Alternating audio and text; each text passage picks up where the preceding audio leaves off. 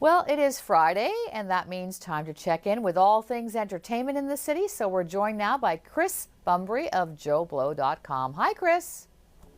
Hey, Carolyn, it's awesome to talk to you. Yeah, great to see you again. So let's start off with a new mid-budget movie, the kind that usually goes straight to streaming, but it's going to be in theaters. What is it? So it's called A Big, Bold, Beautiful Journey, and it stars Colin Farrell and Margot Robbie. And like you said, it's the kind of movie that used to be pretty commonplace in movie theaters, right? Big, attractive movie stars in love, but nowadays usually gets regulated to streaming. It's kind of an old-fashioned movie in that regard. And it's definitely something different, though, than you'd expect from Colin Farrell and Margot Robbie, with it being their first follow-ups after pretty significant roles. So for him, it's his follow-up to The Penguin, and for her, it's the first movie that she did since Barbie. And it's really kind of an old-fashioned romance, pairing them together. And it's definitely Colin Farrell like you've never seen him before, because there's actually a part in the movie where he participates in an extended song and dance number where he sings a number from How to Succeed in Business Without Really Trying. And I was lucky enough to actually interview him and Margot Robbie for the site that I work for Joe Blow the other day. So I've got this clip that I wanted to show you.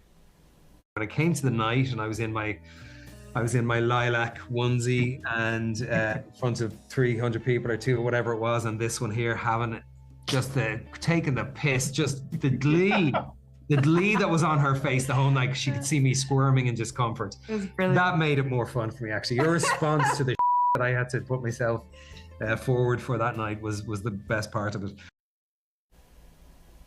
So he sings and dances. He does, and he's good, you know, that's the thing. He really can sing and dance, right? In another era, if he'd been born in like the 40s or something like that, he might have been like a Fred Astaire type guy. It's only one number in the movie, but it's an extended number. The rest of the movie, though, doesn't quite live up to that, I thought. I mean, the thing is, I think they're both great actors.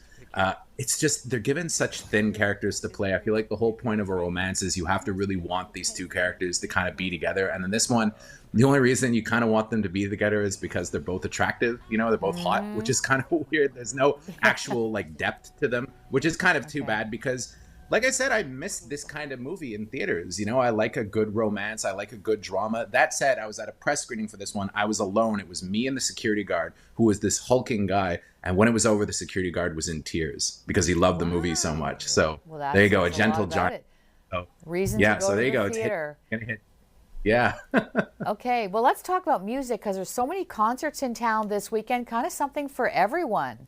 Korn, Keith Urban, Leonard Skinner, like lots going on. I mean, tell me about it, right? Running the gamut of everything from like new metal to country. So Keith Urban is playing tonight at the Bell Center. Tomorrow night, Korn is playing at the Bell Center. Alanis Springsteen is opening for him. And then on Sunday night, Leonard Skinner, a band that holds, as you know, a very interesting place in rock history. The remaining part of the band, at least, is playing at Centre Bell on Sunday night.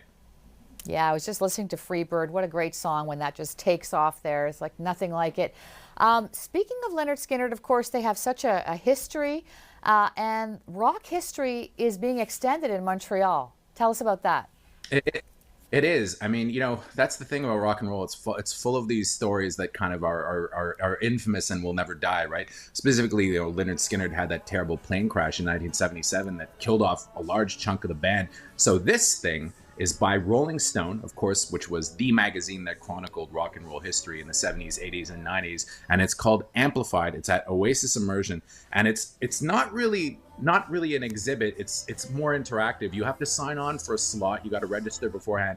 And they kind of take you on this virtual tour of rock history. I mean, there's everything from the Beatles to Springsteen to modern day to like Taylor Swift and stuff baked in. So this has been going on all summer. It was really... Yes, it was really only supposed to last the summer, but it's been getting such a great response that, as far as I know, they're going on till at least November, possibly longer. Wow, I'm so happy to hear that because I have not had a chance to go yet, and I would be really sad to see it leave, so I'm going to definitely try to make it to that. Thanks so much for joining us today, Chris. Have a great weekend. My pleasure, Carolyn. You too.